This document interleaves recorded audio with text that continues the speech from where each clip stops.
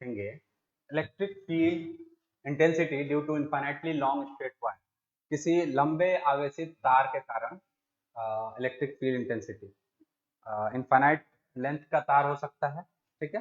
तो लंबे straight wire के कारण इलेक्ट्रिक फील्ड इंटेंसिटी निकालना है, और गिवन कंडीशन क्या है कि ये एक कंडक्टर है जो कि इनफाइनाइट लेंथ का है और इस पे चार्ज फैला हुआ है।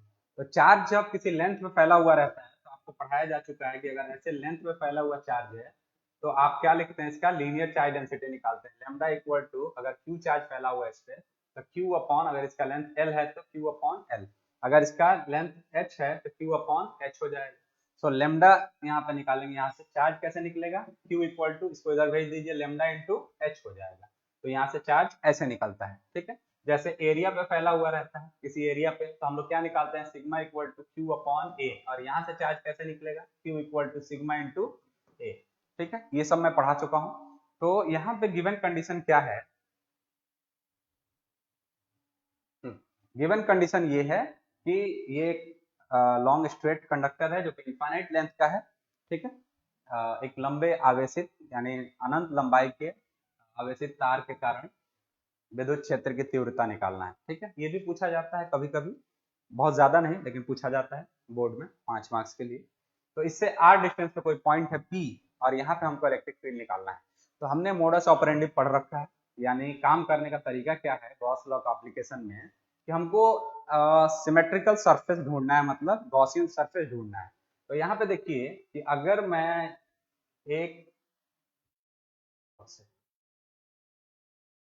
अगर मैं एक यहाँ पे स्फीयर बना दूं तो क्या होगा, देखिए ये यहाँ से इलेक्ट्रिक फील्ड ऐसे बाहर निकलता हुआ, यहाँ से भी इलेक्ट्रिक फील्ड बाहर निकलता हुआ, लेकिन देखिए डिस्टेंस कम होते जा रहा है, सिमेट्री नहीं मिलेगी।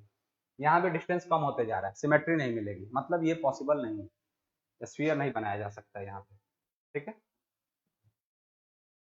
लेकिन अगर मैं देखिए अगर मैं यहाँ सिलेंडर बना दूं तब सिमेट्री मुझे मिल सकती है, एक सिमेट्री नहीं मिलेगी लेकिन 3 सिमेट्री मिलेगी, लेकिन सिमेट्री मिल जाएगी। कैसे, देखो अगर मैं यहाँ पे एक सिलेंडर लेता हूँ, सिलेंडर सिलेंडर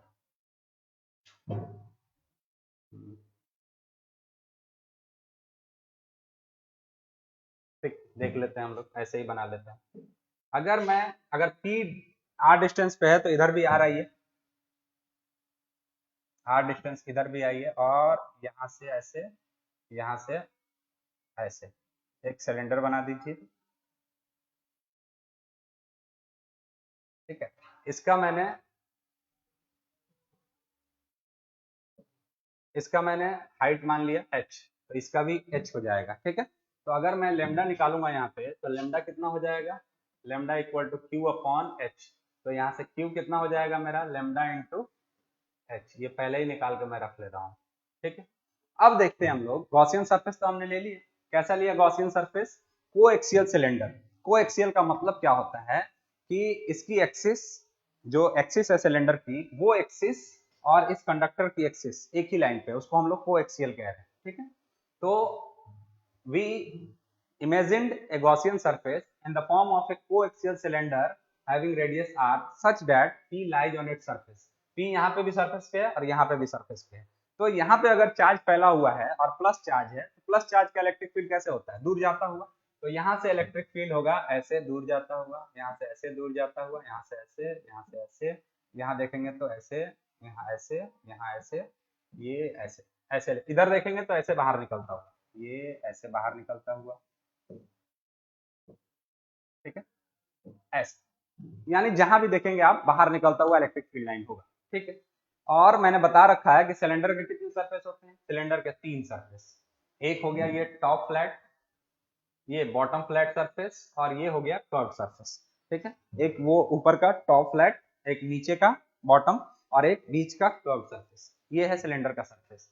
अब इधर ध्यान दो कि अगर मैं यहाँ पे कोई छोटा सा एरिया काटू, ये डी है, तो इसका एरिया वेक्टर इधर डी ए, और इसका इलेक्ट्रिक फील्ड भी बाहर निकलता हुआ इधर, तो यहाँ पे थीटा कितना हुआ, 0 डिग्री, ठीक है। लेकिन इस सरफेस का एरिया वेक्टर देखिए, ये सरफेस ऐसे है तो इसका एरिया वेक्टर ऐसे होगा, ये बाहर निकलता हुआ, तो इसका एरिया वेक्टर ऐसे,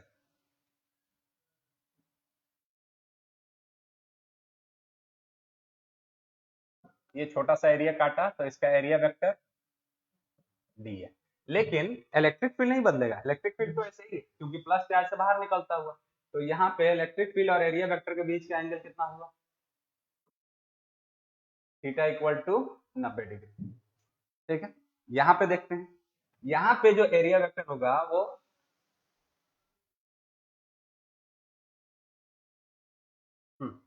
यहाँ पे जो एरिया वेक्टर होगा वो एरिया वेक्टर कुछ ऐसे होगा, अगर मैं छोटा सा एरिया काटूं तो इसका एरिया वेक्टर ये नीचे डी है, और इलेक्ट्रिक फील्ड ऐसे है, तो एरिया वेक्टर और इलेक्ट्रिक फील्ड के बीच का एंगल यहाँ भी 90।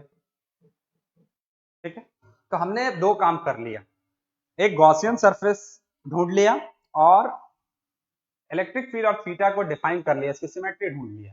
ठीक है, तो हम लोग लिखेंगे we imagined a Gaussian surface in the form of a coaxial cylinder such that r is the radius and p lies on its center।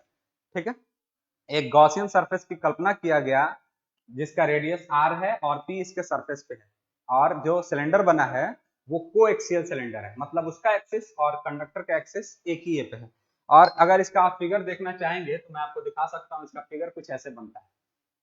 हाँ, इसका फिगर बनता है कुछ ऐसे, कुछ ऐसे फिगर बनता है इसका, देखिए कुछ इस तरह का फिगर बनता है जो मैंने वहां पे दिखाया है, यहाँ पे इलेक्ट्रिक फील्ड ऐसे बाहर निकलता हुआ ऐसा फिगर बनता है। ठीक है, तो मैंने वहां आपको दिखाया। ठीक है, तो पहला काम हमारा हो गया। दूसरा, एंगल भी मैंने डिफाइन कर लिया। एंगल कैसे डिफाइन किया, theta between E and area vector for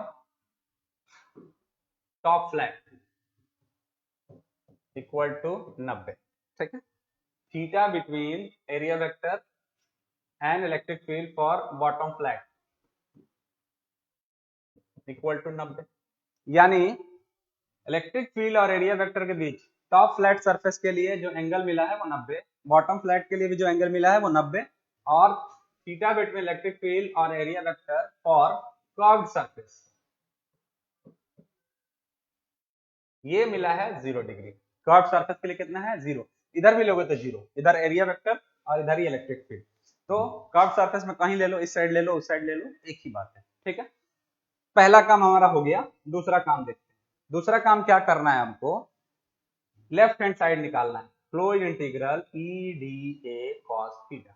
ठीक है, तो ई तो हर जगह आपको सेम मिल गया, तो इसका तीन जगह सेम मिला है, हर जगह सेम नहीं मिला है, तीन पार्ट में, यानी कर्व सरफेस के लिए इलेक्ट्रिक फील्ड, इसके लिए इलेक्ट्रिक फील्ड और इसके लिए तीन पार्ट में आपने कैलकुलेशन किया। इसको तोड़ लेते हैं, इसको लिखते हैं फ्लैट के लिए,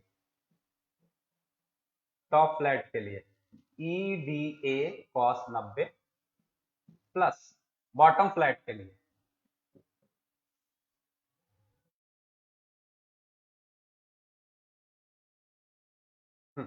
देखो बॉटम फ्लैट के लिए ये भी हुआ कितना, ई D A cos 90 plus curved surface के लिए ई डी ए कॉस 0।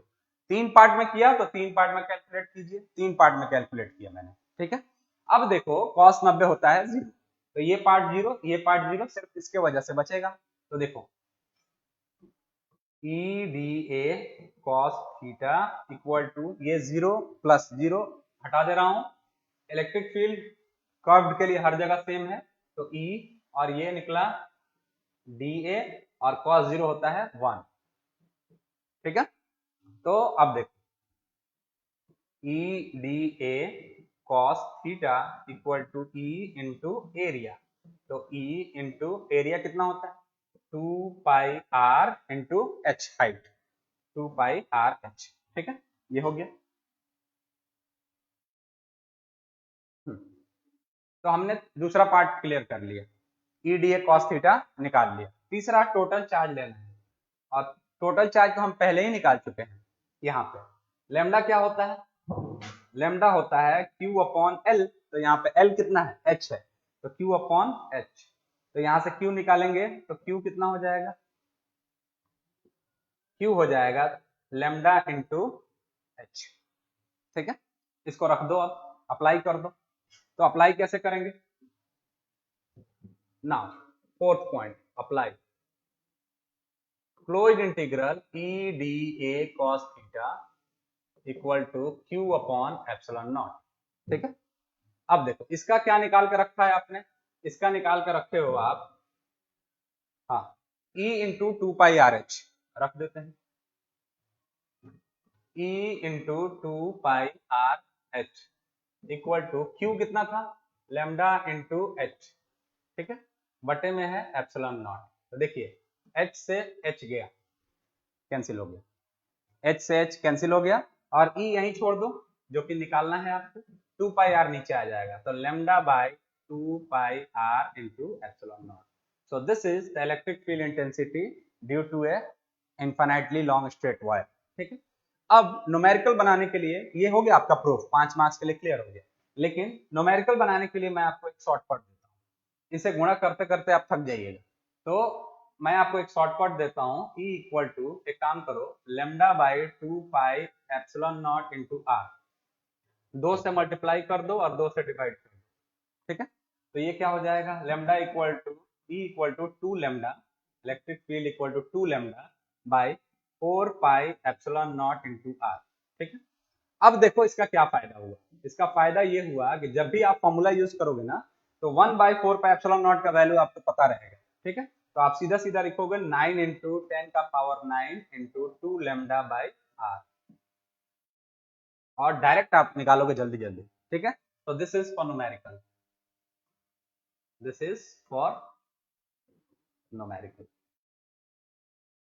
ठीक है, आई होप यू अंडरस्टैंड। यहां तक आपका हो गया 5 नंबर के लिए। ठीक है, सो आज के क्लास में बस इतना ही।